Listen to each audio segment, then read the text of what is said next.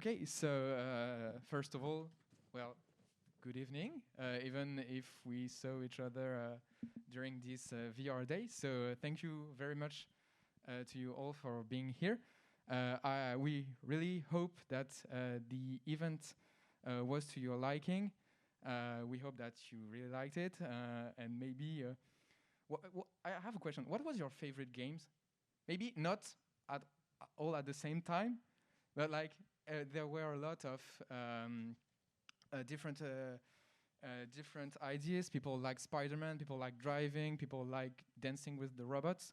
Because for our interviewees, we did a whole day with VR headsets in like an open bar of VR headsets, and so people could play a lot of games. So maybe if some of you wanted to say what was your favorite game.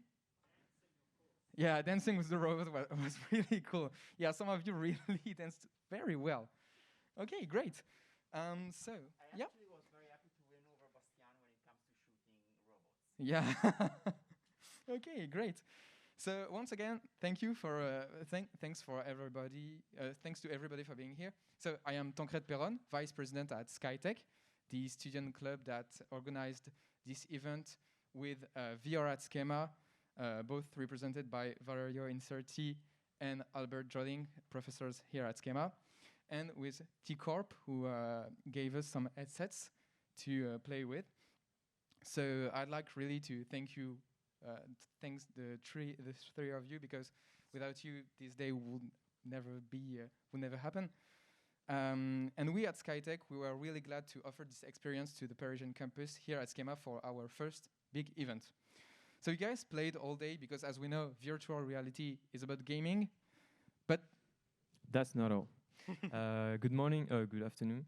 Good afternoon, everyone. That's not the morning. It's been a long day. Yeah, exactly. So I'm Heikel Zaila. I'm the event manager of SkyteK, so the brand new association on the Paris campus about new techs, of course. So I was very glad to have you all participating in the event today. And yeah, as Tancred said, virtual reality is not about video game only. That's not all, of course. VR also is about management and companies. It's been a few years actually now since virtual reality has made its own debuts. But now it has taken much more place in the firm sector. Of course, the pandemic had to do with virtual reality blowing up. Because of it, people worked with VR in order to solve, for instance, teleworking issues. And with this success also brings VR freshness and solution to some issues that the system deals today. So today, we are going to discuss about VR, virtual reality and its applications. Okay, and to discuss about it, we asked people working in this sector to help us, and they all kindly agreed. So thank you for being here. First, we'll do the presentations. Then there will be a discussion time where Heikel and myself will ask you some questions. And then we will give the floor to Stan Larroque, which isn't there for the moment, to talk about his experience with LYNX. And finally, there will be a Q&A where you, the public, will be able to ask your questions. So first, I let Valério present himself.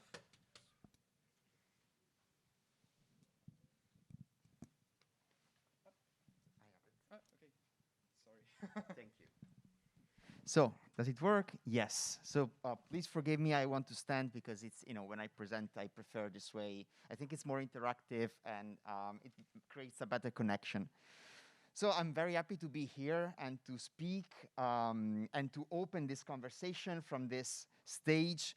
I'm really proud of this day. I'm really proud of this conversation, and I hope to manage to convey the perspective and the point of view of the VR in higher education. But first of all, let me introduce myself a little bit. So my name is Valério Incerti, and I'm assistant professor of management here in SKEMA Business School. I am as engineer as you could think. I did all my studies in engineering and PhD in engineering and innovation. And this may or may not correlate with the fact that I'm a technology enthusiast. Despite this, it has only been quite late when I started my first steps in VR. Actually, my first virtual steps have happened in the first lockdown.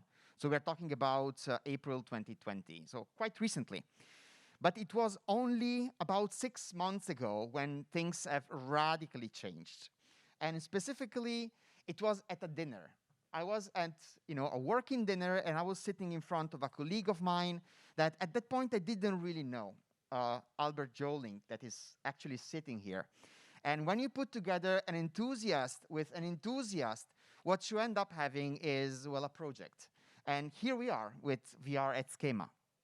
I want to use this spot to talk a little bit about this project, because I think that this will introduce the benefits that we can have by virtual reality in higher education. So at the beginning, it was just Albert and myself fantasizing of what we could do with virtual reality in higher education.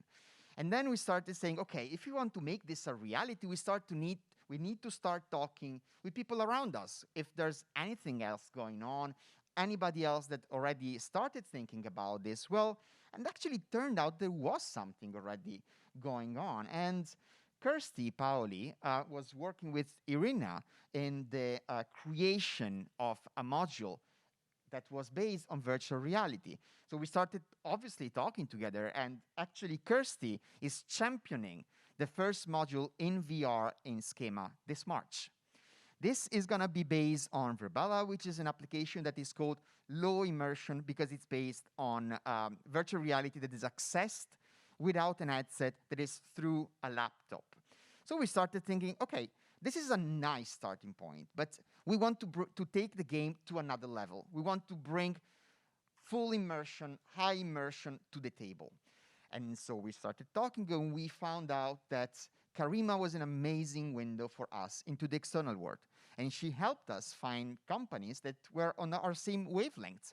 And thanks to the bubbling curiosity of Max, I am proud to announce that we now have a project to incorporate a full immersion virtual real activity in our programs starting from next academic year, that is from September.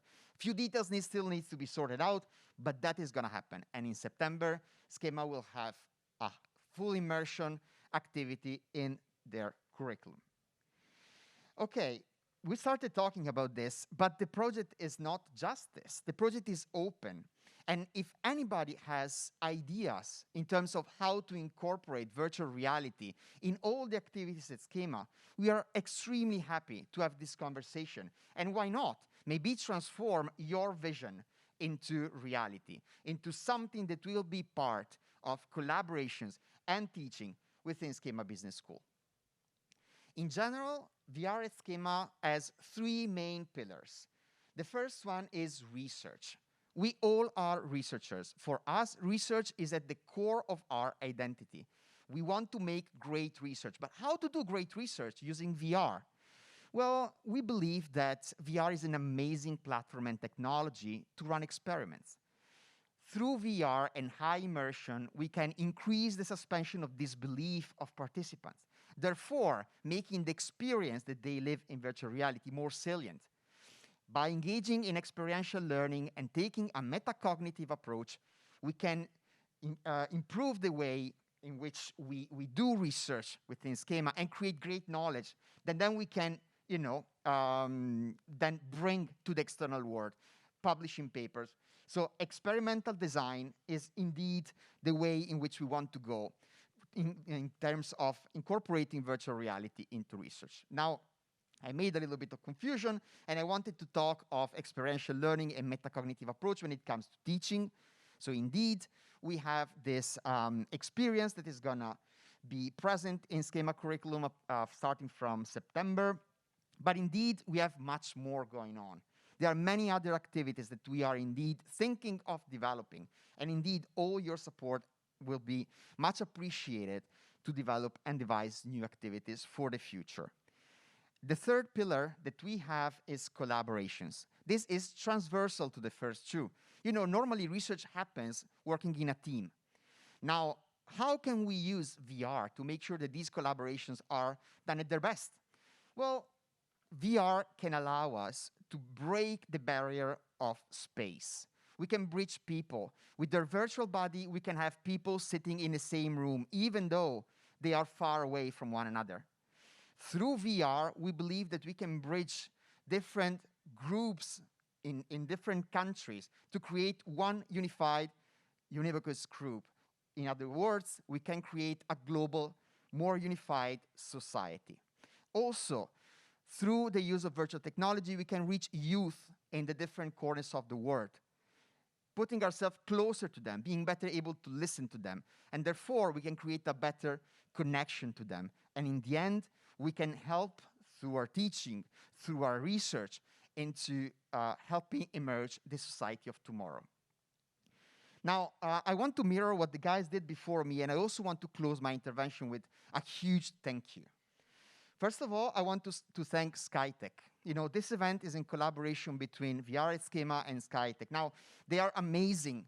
They do great work, and I am 100% sure they will be great professionals in the future. They already are now. So here are a few names. I probably missed somebody because, you know, there are so many, and sometimes, especially after a long day such as today, it is possible to lose, but, you know, remember these names. They're great people. Also, I want to thank all the amazing staff of SKEMA that helped us in having this day and turning it into reality. I want to say thank you to Laetitia, who manages the Student Association. I want to say thank you to Maëlys of the Accueil, that has helped and supported us so much. Romuald of the Campus Management. I also want to say thank you to Julien and Mehdi that are there, and the all amazing Jean-Baptiste, and the all amazing IT and visual support that we've had. And there are many, many more. I just, those are those that came to mind, but there's so much, we receive so much support from SKEMA in doing this. And we also want to say a big thank you to the management of the school. Particularly, we want to say thank you to our dean, Alice Guillon, who actually supported us from the very beginning and helped us turn this vision into reality. So thank you very much. Thanks, SKEMA, for helping us making this dream a reality and for helping us making this impact and this transformation. And thanks, everybody, for being here.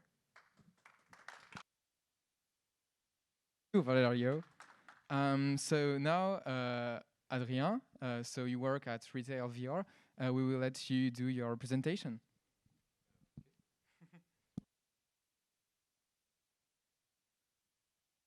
Can you hear me? Okay. So thank you for welcoming me here tonight. So I'm going to introduce myself for a few moments. So I'm Adrien, co-founder of a company called RetailVR. What we do basically is they're making jokes there. Don't touch anything now. Okay, and so what we do is we provide a platform that helps our client, the retailers, to ease the way they are going to handle 3Ds and VR for different application.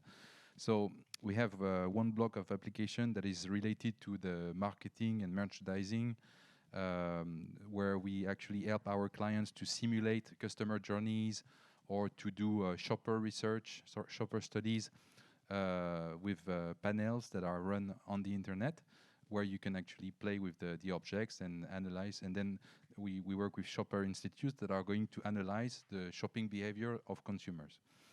And besides, we have another activity, which is regarding the immersive showrooms.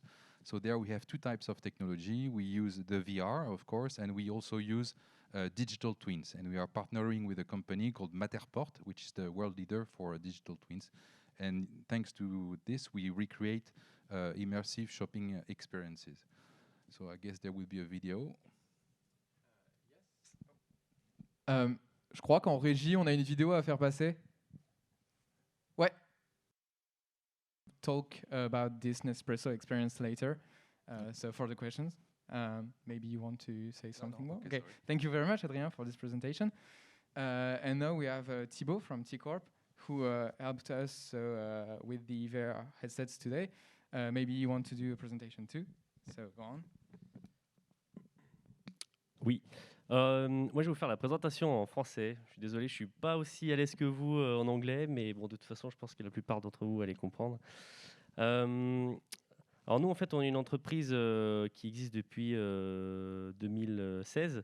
Moi, je suis gérant et cofondateur, donc avec Tariq, que vous avez pu voir aussi aujourd'hui, de la société TKorp. En fait, nous, initialement, on a expérimenté avec les Oculus DK1, les tout premiers casques, vraiment ce que c'était que la VR et le potentiel que ça pouvait avoir, notamment dans la dimension multijoueur. Et c'est vraiment ça qui nous a intéressés, c'est vraiment lorsqu'on s'est retrouvés ensemble à travers pourtant des espaces différents. Donc c'est un petit peu ce que disait tout à l'heure Valério. Vraiment le côté, en fait, on vient de casser les barrières de l'espace et on se retrouve ensemble dans un nouvel environnement. Ce qu'aujourd'hui en fait Facebook appelle le métaverse, mais qui existe en fait depuis même les MMORPG, c'était des métaverses. Je veux dire, il n'y a rien de nouveau là-dedans. C'est juste que il y a une dimension qui est vraiment de partager l'espace de manière commune et de se retrouver dans un environnement où tout est possible. Et ça, c'est vrai que c'est quelque chose de super intéressant, d'autant qu'en plus, avec les manettes, comme vous l'avez vu, les manipulations qu'on peut faire se rapprochent de ce qu'on peut faire dans la réalité, et c'est ça qui est super intéressant.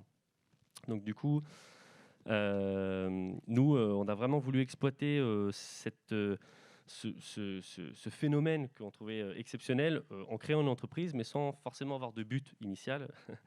On voulait déjà commencer à faire des expériences en VR, et donc on a commencé à faire des contenus multijoueurs pour proposer ça sous forme d'animation en entreprise. Voilà, c'est un peu précis et un peu technique, mais ça nous a permis aussi de nous autofinancer. Voilà, après ça c'est encore un autre sujet, mais du coup on a commencé à faire des animations telles que vous avez vu là, beaucoup moins élaborées, avec du matériel qui était un peu plus archaïque à l'époque, même si c'était il n'y a que 6 ans, c'était déjà à l'époque. Et en fait, on a commencé à faire ces animations, et ces expériences terrain nous ont permis de nous rendre compte aussi, selon le type de public, la catégorie, etc., de problématiques qu'on pouvait rencontrer. C'est d'ailleurs pour ça aujourd'hui que vous vous êtes rendu compte que tous ceux qui ont fait les expériences, globalement, vous n'utilisez que les gâchettes. C'est quelque chose de tout bête, mais vous n'utilisez que les gâchettes parce que souvent les autres boutons mettent un peu plus de temps à être acquis. Et donc pour une première approche, une première expérience, on a remarqué que si on voulait vraiment avoir le focus de la personne, il fallait utiliser le moins de boutons possible. Et donc la gâchette, c'était celui qui était le plus compris, le plus utilisé. Vous n'avez peut-être pas fait gaffe, mais vous avez des boutons sur les côtés qui sont beaucoup plus durs à attraper, beaucoup plus durs à comprendre, mais bon, qui servent à d'autres choses aussi.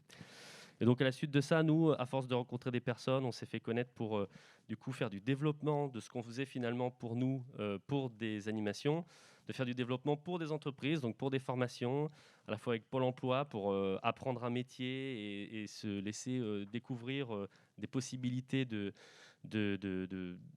d'essayer des métiers en 5 minutes et de pouvoir en essayer plein en 5 minutes. C'est quand même vraiment super, ça évite de se déplacer à plein d'endroits différents, avec différents organismes de formation pour faire des formations incendie, parce que du coup on se retrouve au milieu d'un incendie, c'est quand même un petit peu plus parlant qu'un PowerPoint qui explique qu'est-ce qu'il faut faire quand il y a un feu qui se déclare chez soi. Quand on est entouré des flammes, là tout de suite c'est plus parlant et on se rend bien plus compte de ce qu'il est envisageable de faire. Et donc voilà, à travers du coup de pas mal de clients comme ça, on a su évoluer en proposant des formations et de la création de contenu dans une expérience plus professionnalisante que ce que vous avez pu faire aujourd'hui, qui était vraiment du gaming. Et voilà, jusqu'à petit à petit obtenir d'autres marchés. Donc aujourd'hui, nous, on est vraiment créateurs de contenu. On a un studio de jeu, pour résumer la chose. On a un studio de jeu avec des informaticiens, des informaticiennes issus du milieu de la 3D, avec des graphistes 3D, des personnes vraiment qui sont issues du milieu du jeu vidéo d'une manière générale, sauf qu'on crée des contenus en 3D, que ce soit pour du divertissement, donc effectivement plutôt du jeu, mais aussi pour des formations, des simulations, l'immobilier et pas mal d'autres choses. Et donc aujourd'hui, on a repris un peu notre casquette d'animateur parce que déjà ça nous faisait plaisir, ça fait toujours plaisir ça faisait un petit moment qu'on n'avait pas fait nous d'animation avec mon associé et c'est vraiment quelque chose qui est agréable de se rendre compte qu'il y a des choses qui ont évolué, des approches par rapport à la VR, bon c'est aussi parce que vous êtes jeunes mais quand même qui ont évolué. Il y a je pense qu'avec le Covid il y a une dynamique qui est encore plus forte de la VR, on a encore plus envie de faire de la VR. Et donc, je pense que voilà, nous, c'était vraiment très agréable d'avoir passé cette journée-là avec vous. Voilà.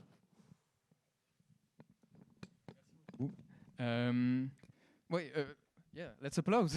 Yeah, that's right. Sorry. Qu'est-ce que c'est ça? I don't know why the PowerPoint. Okay, yeah, sorry. Okay, so so now we will go on with the questions, and then Stan Larroque will do his presentation. So first we have some questions for you, Valerio, and Heikel is going to start. Is it working? Yes.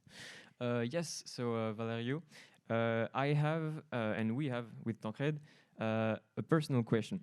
As we are young and we're part of the so-called Gen Z, so the Generation Z, and we maybe have a little bit of problems with focusing, for example, for our lessons or for schools in general. And even some say that the educational system has become too archaic. Do you think that virtual reality could catch the focus of the student generation that's more connected than ever?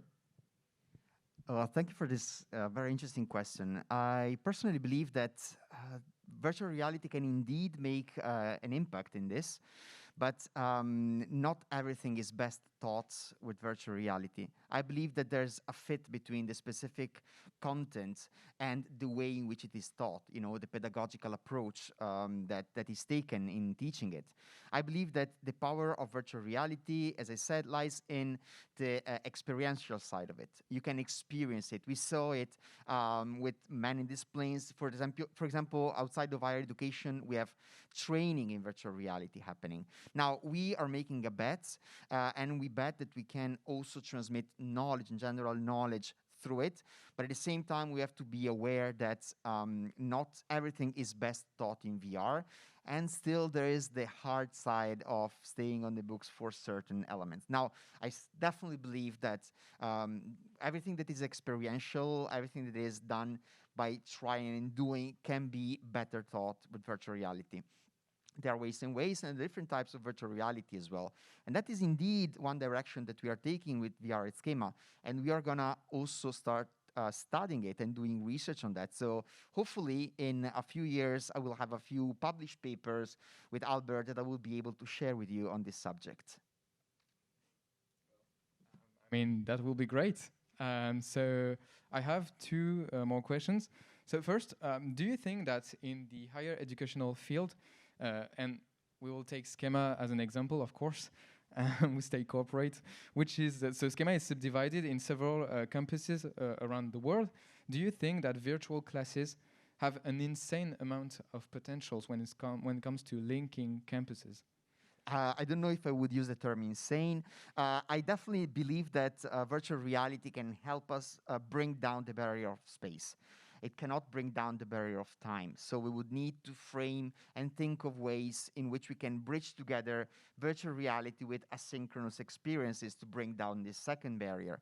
I do believe that both in terms of teaching and in terms of collaborations, virtual reality can indeed have a huge impact in helping SKEMA create this value that is at the heart of the school, which is the local approach. We are global and we are local. And I really believe that virtual reality can help us achieve the full potential of this value that we have. Okay. And could we even imagine a whole new virtual campus? That would not shock me. Okay. Why not? There are, many companies are investing in the metaverse, and that could be one potential for the future. I believe that we need to never forget that the physical space is also extremely important. So if it is very important to be able to create virtual spaces that connect and bridge, the physicality is still very important. So virtual space, virtual campus, why not? But welcome be the physical campuses as well. Okay, great. Thank you very much. So now we go with Adrien. So, Eichel. Yes, Adrien. So I really liked your presentation and your video about Nespresso and virtual reality. And so I have a few questions for you. Does this Nespresso virtual shopping experience could be like part of a metaverse? We think so. I think so. Yes, of course. I think it's the one step to reach the metaverse. Now, talking about metaverse, depends on what you. It's usually with games, and like you said, it's been on the market for a long time. But the thing is, what's peculiar about Nespresso experience or the other virtual showrooms that we create is the fact that people want to have immersive experience, therefore having the feeling of being in a store, and they also want to have an experience that is as efficient as it could be in the e-commerce. So there, with the virtual reality, you can have the two things that comes together, and this is the idea also, I think, of the metaverse, and the fact that more and more companies are joining the metaverse, where you can recreate an ideal environment in which their clients are going to feel comfortable with buying this or that, whether it's skins or whether it's product NFTs or NFTs that are twinned with real products. So I think it's a first step. Although in this experience we have put human experience inside. When the images you've seen was part of the first experience. The first experience we've done was really based on the gaming mechanism. And we then ask a panel of clients, and they say, no, what we like about Nespresso is actually the boutique, so the brick and mortar, the actual shop, the physical store. We want to feel the same. So we have run a second one, and this one is really close to the I mean, can't be closer to the store. It's actually the experience. If you do it with the headset, you can grab the objects as if you were in the real store. But we have a human whenever you feel like. There's what they call coffee counselor, and in all the virtual stores that we create, you can always have the intervention of a human that will come and speak with you in video. Because what you also like to have in a store is, if you have a question, then you can call someone that is going to come and help you. Okay, so do you think that this step separating a virtual shopping experience and the metaverse, as we call it, is that human presence?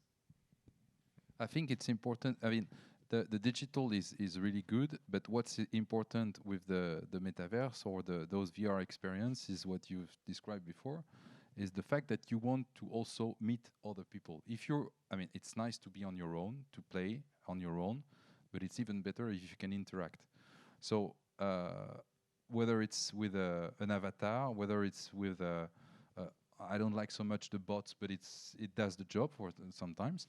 But what we try to do is to bring human real face into the experience. So I think it's it's a good way of reassure the consumer when they are going to buy into those virtual environments.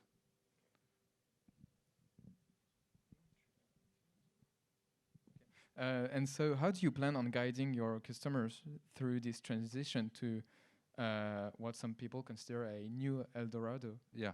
So currently you hear about a lot about the metaverse, and you've probably heard that Carrefour has bought some land. I mean, plenty of people are investing. So I think overall it's what you want to achieve with this. So if it's just to go and put a flag and say, okay, there I am, there's no real point, right?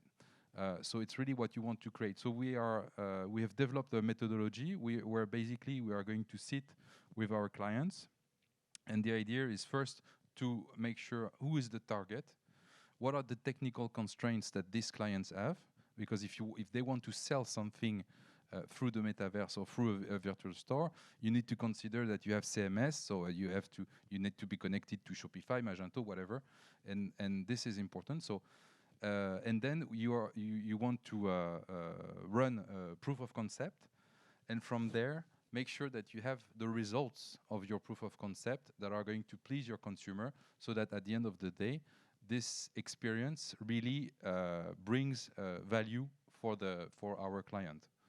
So this is a methodology that we have where we bring along. We've developed that with Shopper Institute, Enov. We work with them for quite some time, and they help us to create this methodology where we are going to focus on how to bring the client to the metaverse.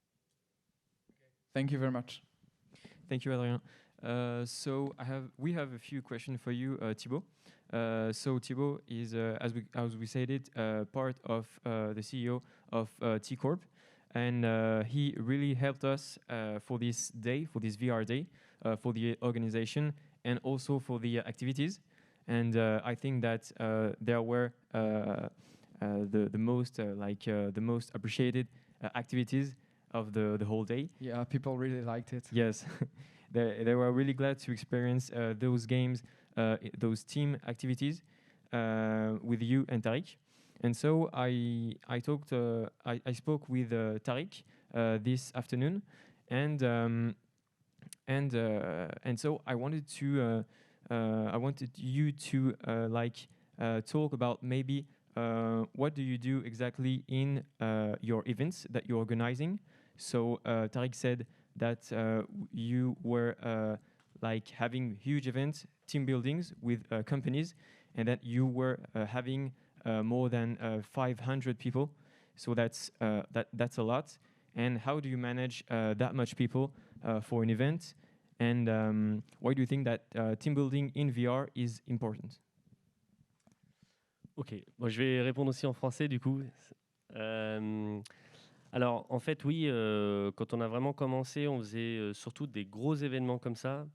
La première raison, elle est très pragmatique, c'est que c'était ce qui nous payait le plus. Et même si ça fait un petit peu peut-être proche de ses sous de dire ça, mais il faut reconnaître que nous on cherchait à se développer et même si c'est pas ce qui était le plus intéressant parce que justement il y avait du débit et que du coup voilà, on avait une approche qui était d'une certaine manière mais qui n'était pas forcément le plus intéressant, c'était ce qui fonctionnait le mieux en tout cas pour nous au début. Le principe c'est qu'effectivement dans ce type d'événement où il y avait 300-400 personnes, c'était le début de la VR, donc déjà il faut se dire quand même qu'il y avait 10 à 20% de personnes qui de base étaient assez réfractaires et qui n'allaient pas venir parce que c'était le début et que sur certains ça faisait peut-être un peu gadget ou c'était peut-être pour les jeunes parce que c'était comme ça, donc du coup les plus âgés n'allaient pas forcément venir, ce qui évidemment était des mauvais ressentis, mais bon c'est comme ça. Et puis pour les autres, c'est vrai qu'on avait plutôt tendance à proposer une expérience phare où on allait vraiment rester sur cette expérience et de 3-4 minutes et puis voilà, on avait 6-8 casques et puis on allait faire du monde. Donc en 1 heure, on pouvait faire passer presque 70 personnes, ce qui nous permettait finalement en 4-5 heures de soirée de pouvoir faire passer déjà une bonne partie du monde. Nous, le team building, c'était quelque chose qu'on avait pu expérimenter du coup, parce qu'en fait, il faut savoir qu'avec Tariq, on a créé l'entreprise ensemble en étant avant employés dans la même entreprise. On était dans une SS2I, un peu comme Capgemini juste à côté.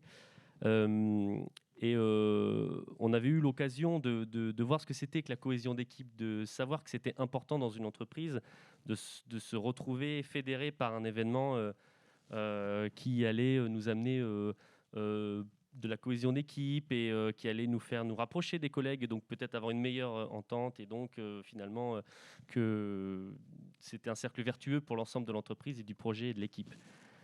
Donc nous, on savait que c'était important et c'est vrai qu'alors que nous venions d'une entreprise, on va dire, technologique, pour le coup, on n'avait jamais vraiment vu des team building dans ce genre-là.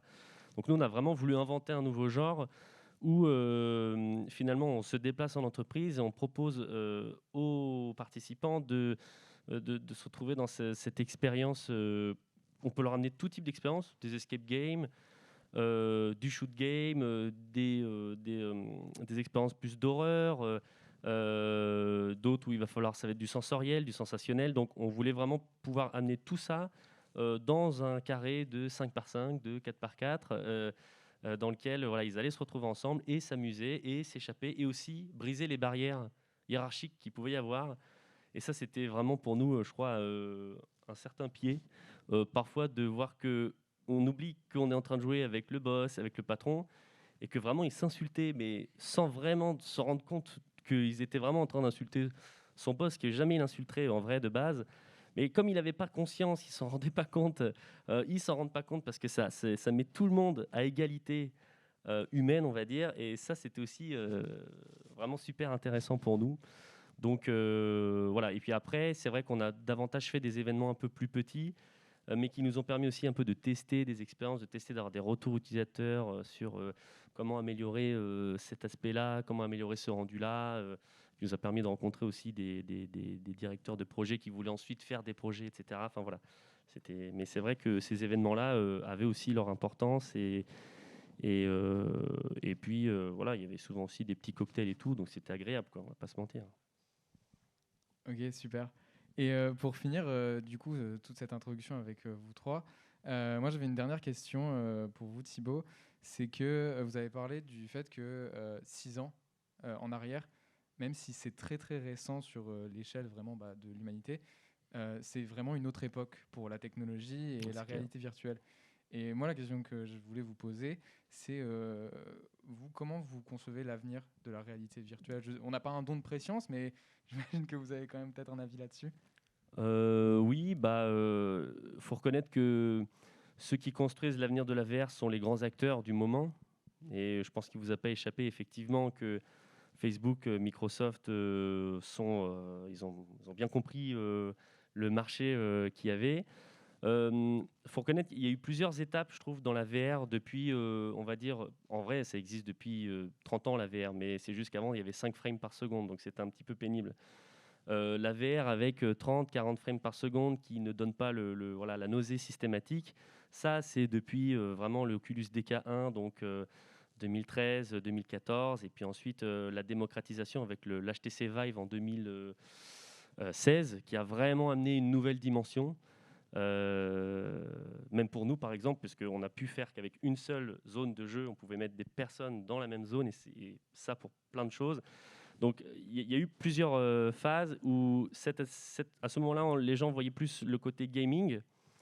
Puis il y a eu ensuite des casques autonomes comme l'Oculus Go ou comme le Pico, qui sont des casques vraiment où on s'assoit sur une chaise et on vit une expérience plus passive. Il n'y a pas vraiment de déplacements latéraux. Et là, il y a eu les professionnels qui ont commencé à s'y mettre, à se dire tiens, c'est intéressant, je vais pouvoir faire la visite de mon usine, etc. Enfin, nous, on a observé un petit peu cette dynamique-là, côté vraiment, bon, c'est peut-être pas que le gaming, il y a aussi cet aspect-là.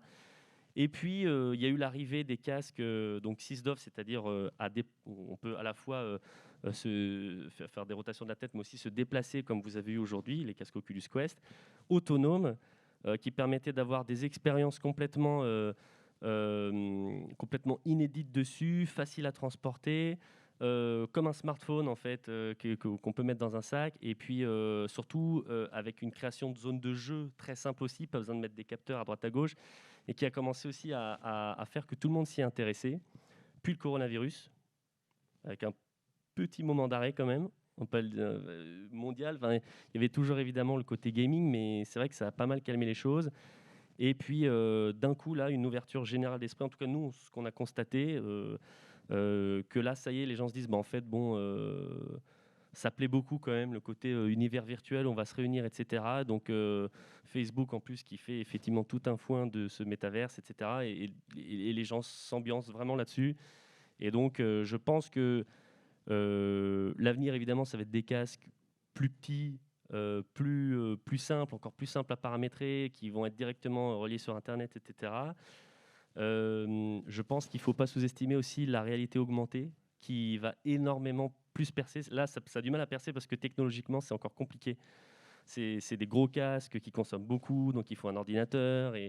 Mais le jour où vraiment on pourra mettre des lunettes très simples AR et qui vont vraiment afficher un environnement virtuel par-dessus celui qu'on est en train de voir, sans forcément tout englober, comme c'est le cas avec la VR, mais vraiment juste ajouter des éléments, quelque chose de très fluide, très rapide. Je pense que pour moi, l'AR a plus de futur que la VR, qui restera toujours dans une dimension telle qu'on l'a aujourd'hui, alors que l'AR, elle va vraiment apporter, à mon goût, hein, ça n'engage que moi, mais beaucoup plus de choses. Et dans tous les secteurs, même que ce soit le divertissement, que ce soit le retail, que ce soit dans ce qu'on peut voir un peu dans les films où on sublime un peu l'AR. Je pense qu'on va y arriver un jour, avec les dérives aussi malheureusement, mais voilà. Ok, ben, merci pour cet avis très intéressant. So we'll switch back in English. So thank you to you three for being here and for this sort of Q&A. And so you talked about augmented reality, and it's true that when we think about virtual reality, sometimes people misunderstand it with augmented reality. And this is a perfect transition because some people try to mix augmented reality and virtual reality. And we have here tonight with us Stan Larroque, which is the CEO of LYNX, so a VR company. Stan, maybe you could come here on the stage. Yeah, make applause for Stan.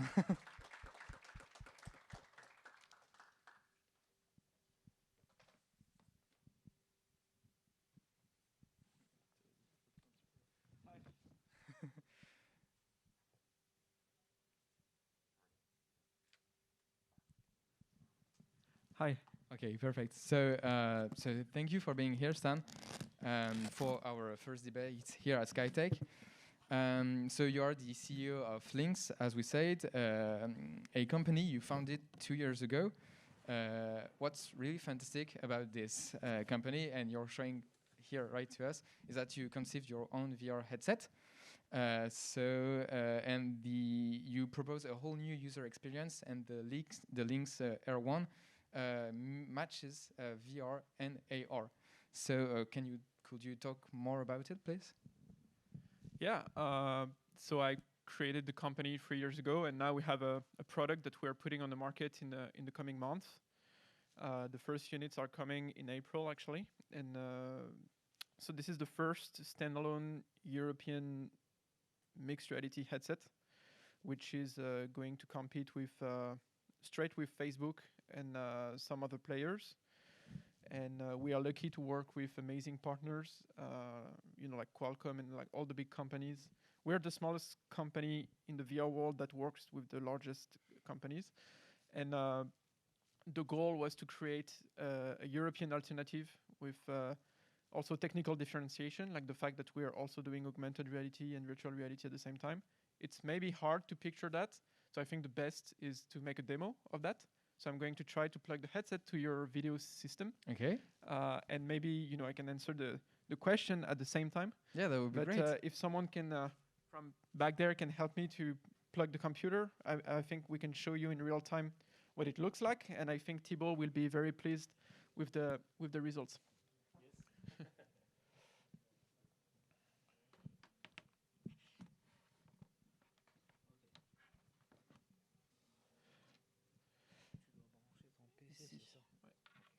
You can ask me questions if you want at the same time.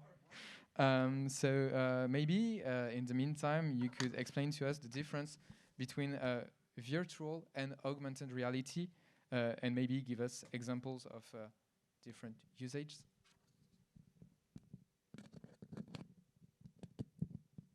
So virtual reality, it's great for training, simulation, entertainment, games. So that's my computer, all right. So that's the optics we're using in the headset. Those are the lens you can see here. It's a crazy system. we design everything. So everything you're seeing here, it was designed by 15 engineers in Paris. Okay, well, it looks like really, really great. So you can have the video feed on the screen. I'm going to plug it to the computer, but again, it's standalone usually. Okay. But augmented reality, and you will see that on screen in a second, really enables new use case, and it's going to change the way we interact with anything virtual. When you ask someone like, what is something virtual, they'll say you it's something that doesn't exist. But younger generation that are going to use that, they will see and interact with things made from bytes. So it's going to change the way they're perceiving what's a virtual thing, you know. And that's really interesting. So this is very, very risky, but I'm going to do a live demo of the headset.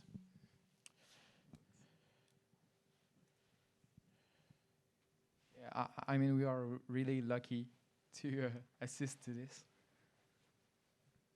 So you can recognize Android here. Yeah. So that's the left eye that I'm seeing right now in the headset. So it doesn't look like much. So I'm going to just launch an application. All right. All right. Oh, wow.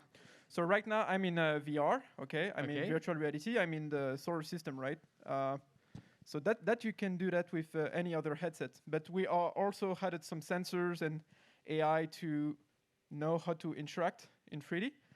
Some other headset can do that pretty well as well. Yeah, so you don't have anything on your hand right now, no tracer. It's the headset that traces your hand. And then if you see I'm in a sphere here, but oh wow. Yeah. So that's the kicker here. So now but now we are going to build 100,000 a month, and just you go to Fnac or Darty and you'll see our headset maybe. But if we lose that, we'll always have the defense, medical, and industry markets that the others will have a hard time to go, because no industrial player will say, hey, I'm going to use imagine the SNCF ordering 5,000 Facebook headsets, and you give that to a technician syndiqué of SNCF, with his union, and asking to be logged into Facebook. That's not going to work. The headset is going to fall on the ground a lot of times. So we have this market for us. Okay, thank you. I really like this. I mean, you give some kind of a maybe utopic vision of teamwork. Like I find it very I can say romantic. The fact that your engineers won't leave your team because they love what they do and they love the team that they work with. So yeah.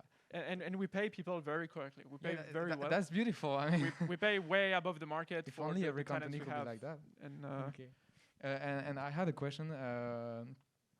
What were your studies? It was not SKEMA. I'm an engineer, but I started the company when I was still in school, so I'm not that old yet. But I was more focused on my headset already than on my studies. So yeah, I'm an engineer, but I really learned everything with my company today.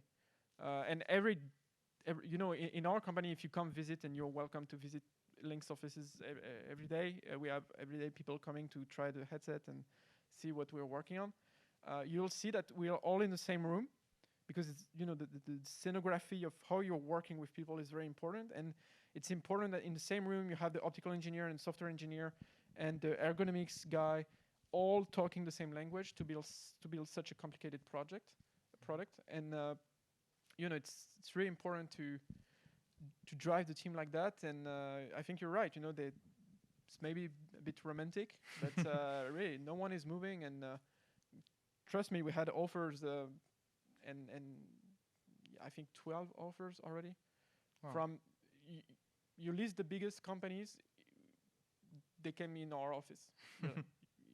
From I can't give any names, but yeah. Yeah. Okay. Are there other questions? Maybe Alisa. I think the real question is, are you hiring? We are actually, so you have to let me work a bit on the fundraising we have that we're going to announce at the end of the month, but we'll start to hire for position in March. From March to this summer, we are going to have interviews again with many profiles, so yeah. You have a question? We're also going to ask for internships for business development overseas. So if you want to send your CV, Yeah. your resume. Well, think about it. Yes, François? Hello. So today we are talking about virtual reality, but actually we are a lot talking about something very visual. But to me, virtual reality is about all the kind of aspects of reality. We have more sense than just one. And my question is, do you believe in nose-based machines or not? Who is it for? Just take one. I'm going to start because I have the mic and I'm going to pass it over. But there are many, many, many ways to do virtual and augmented reality. There are 230 headsets on the market today. You know maybe 5 of them because they're very big, but there are a lot of very specific ways to do virtual and augmented reality. There are ways you can do VR on your bed. There are ways you can do VR underwater. And sometimes it's not even visual. So to answer your question, yes. And you know, VR, and you know my headset is doing AR and VR, and I will always say that the best AR is VR, actually. And it's the last medium. VR is the last medium. You know, we started with putting some graffitis on walls in a cave, and then we wrote down things, then we took pictures, then we took videos. What's after that? Experiences. And VR is all about that. Experiences, and experiences you are subject to enable all your senses, and not only the visual stuff. So you have the haptics with the force feedback stuff, so you want to touch. You have the smell. There are French startups working on that. So there are many ways you can contribute to this field that are not only visual. But you know, our civilization, I mean, our humans, we're very visual animals. So it's not a coincidence that we started with that, but it's getting there. You can see gloves. You can see everything that are not necessarily on your head. And if you take AR today, the biggest AR company in the world today, it's Apple, because they're doing AR with a smartphone. You know, it's not on your head. Still, it's visual, right? But think about it. It's already not on your head. So yeah, there are many ways you can consider. You can do your research. There are many things to see in this industry. If I may say, I actually look forward to that. I look forward to having the ability to having many factors and other factors that I can control. I was talking about research, and I believe that being able to control in an always better way and being able to set up experiments and experiences when it comes to teaching in the most appropriate way, controlling the environment and controlling the situation will allow us to really propose when it comes to teaching experiences, building on what was just said, that really will help students develop knowledge and co-create that knowledge. And when it comes to experiments, really create the conditions for us to be really able to observe what we want to observe through the experience, the real mechanisms that are in there, without any effect of the external environment that could, cause problems to the quality of the data that we collect and we do observe. Speaking about nose and smell, we were at CES 2 years ago. I'm confused with COVID. And we were showcasing this Nespresso experience with it was Oculus, and there was this guy coming to us and said, "You know what? I have the solution for the smell of the coffee." So we thought we should propose that to Nespresso. But we didn't do it, but it already exists, like you said, and there all the haptic stuff. You've mentioned the fire. The fire extinguisher experience, and this is amazing. You wear these sort of coats and or gloves and stuff like that, and you can really feel like the rain, the heat, the what do you call that, the sound pressure and so on. So I think it's just a question of developing the right asset that will be at a sufficient at a price that will allow anyone to buy it, and then I think it's just a matter of time basically.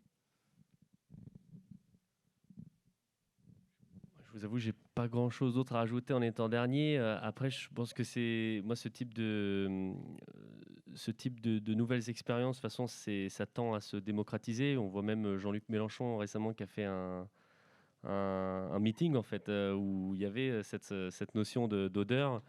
Nous, on est implanté dans des salles d'arcade où justement on a cette notion de 4D, même si pareil, c'est des termes marketing hein, comme comme métaverse d'ailleurs, mais où en fait il y a tu peux sentir du vent, des vibrations, ce genre de choses. Effectivement, tout ce qui va permettre d'améliorer l'immersion de la personne qui est en train de faire son expérience est bonne à prendre.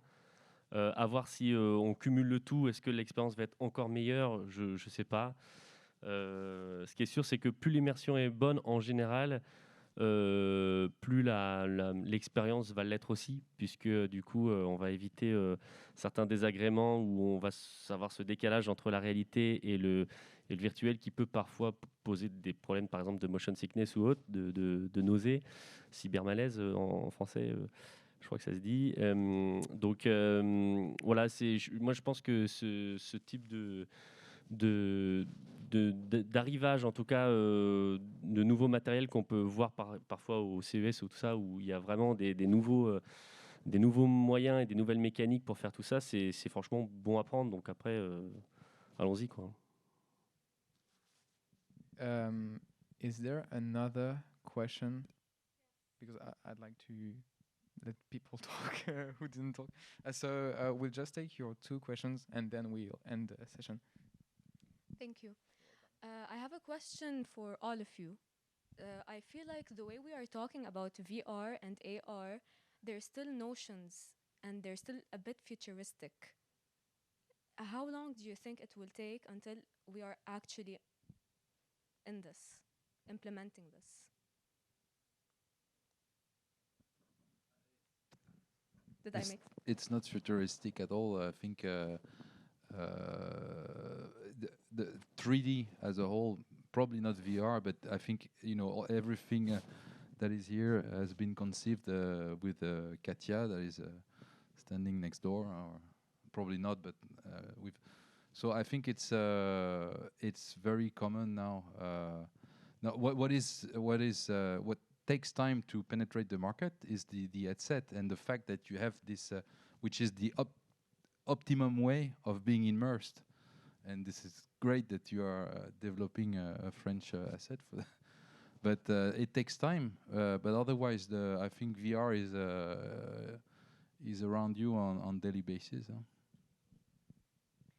So if I may add, in terms of schools and in terms of programs, the challenge is that it requires pedagogical engineers and designers and professors to reason in a different way as we are socialized into thinking, into reasoning, and to organizing our modules.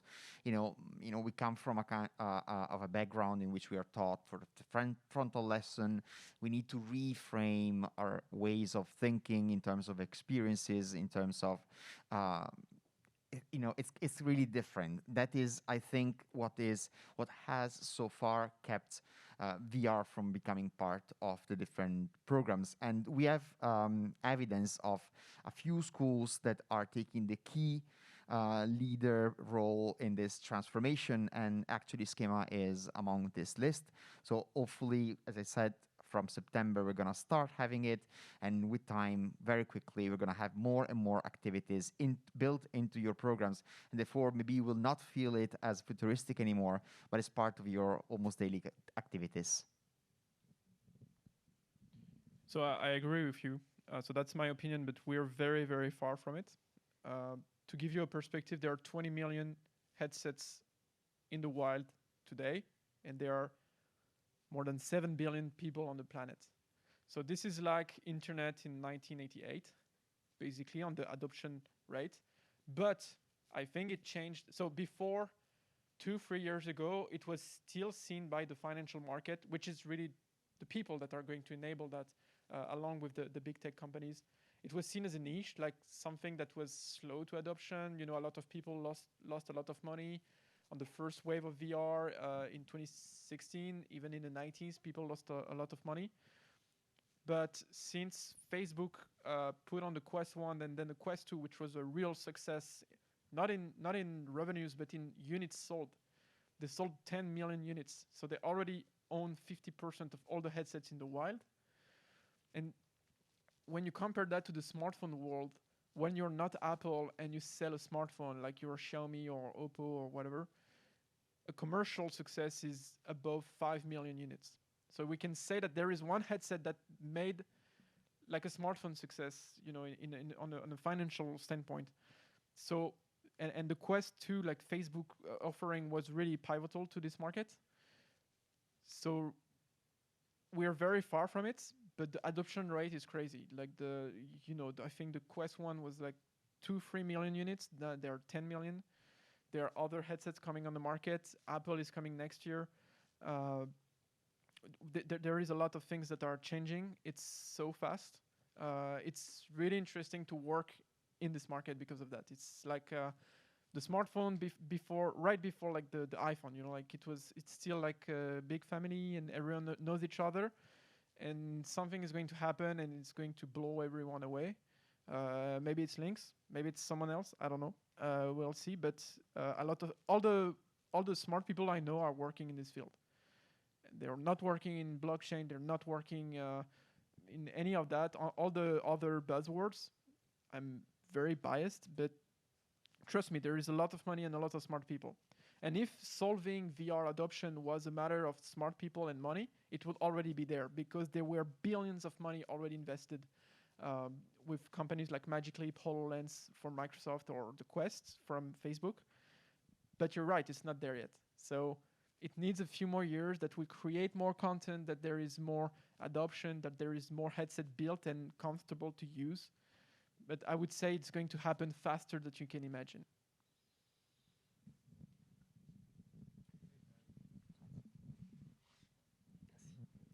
Pour ajouter un petit truc justement par rapport au contenu, c'est vrai que pendant des années, c'est même encore le cas, on le voit sur les différents stores des marques de casques qui existent, les contenus sont encore très maigres. Et je pense que ça démontre bien d'un marché qui n'était pas encore forcément très mature et prêt à vraiment se lancer là-dedans.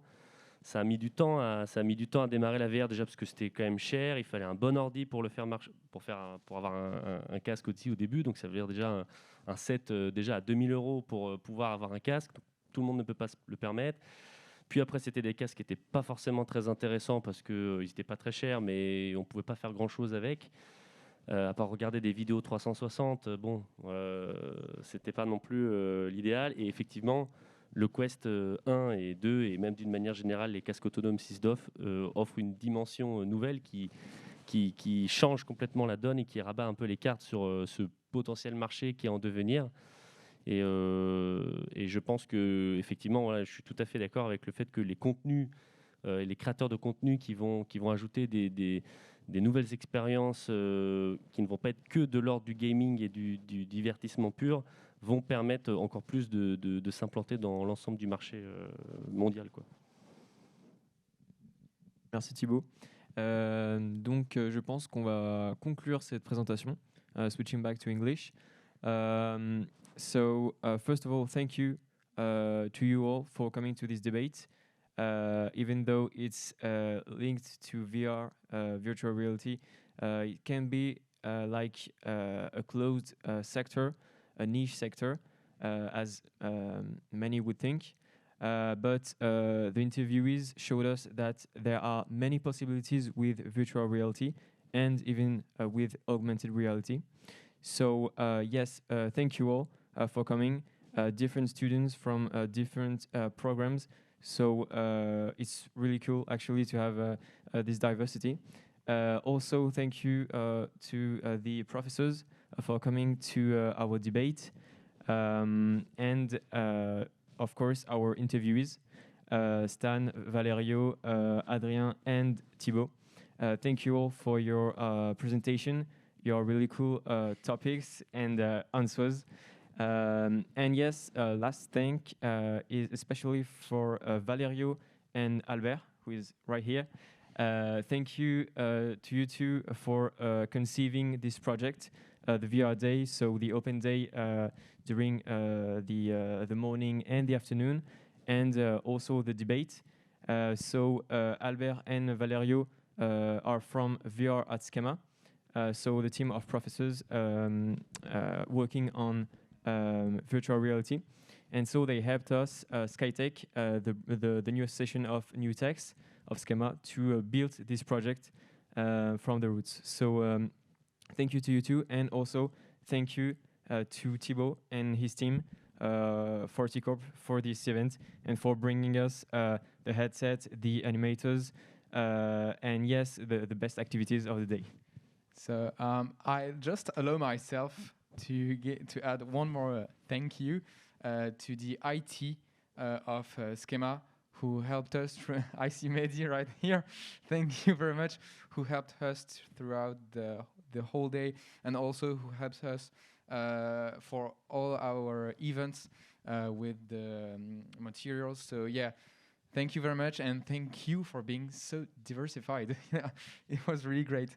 And thank you everybody for coming to this day and to this debate. Thank you very much. And just a quick teasing for our next event. So the VR Day was SkyteK's event and VR at SKEMA's event. So it was our Sky One, one of our main 3 events of the year. So yeah, Virtual Reality Day. It was cool. And now we are teasing you our next event. So maybe you are interested in cryptocurrencies, NFTs, blockchain. If so, we are currently preparing our next event. So the Crypto Day, that will be a collaboration with another student club called Cryptosphere. And so yeah, be ready for the day. It's coming really soon. And yes, thank you all. Yeah. Thank you very much.